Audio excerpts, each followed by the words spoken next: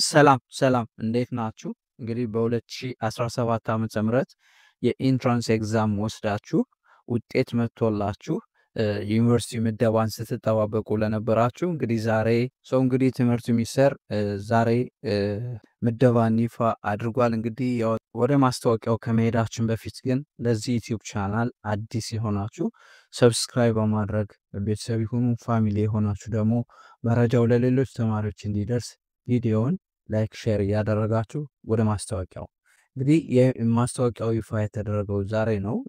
የዩኒቨርሲቲ ምደባ ማስታወቂያው ምን ይላል? የዩኒቨርሲቲ ምደባ የተጠባበቃችሁ ላላችሁ ተማሪዎች በሙሉ ይላል።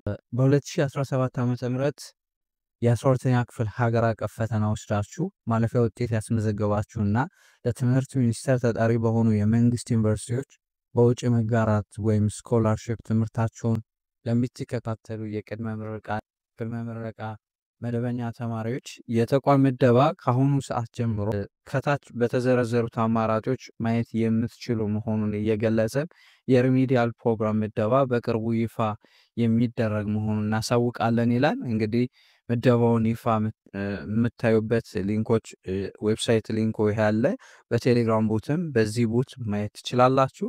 እንግዲህ ምደባችሁን ከአሁኑ ሰዓት ጀምራችሁ በዚህ መልኩ በእነዚህ አማራጮች ማየት ትችላላችሁ። እንደዚህ አይነት ጠቃሚ ነገሮች ቶሎ እንዲደርሳችሁ የቴሌግራም ቻናላችንና ዩቲዩብ ቻናላችንን ጆይን ያድርጉ። በሌላ ጠቃሚ መረጃ እስክንገናኝ ለሀገራችን ሰላም፣ ፍቅር፣ አንድነት ስጠን። ፒስ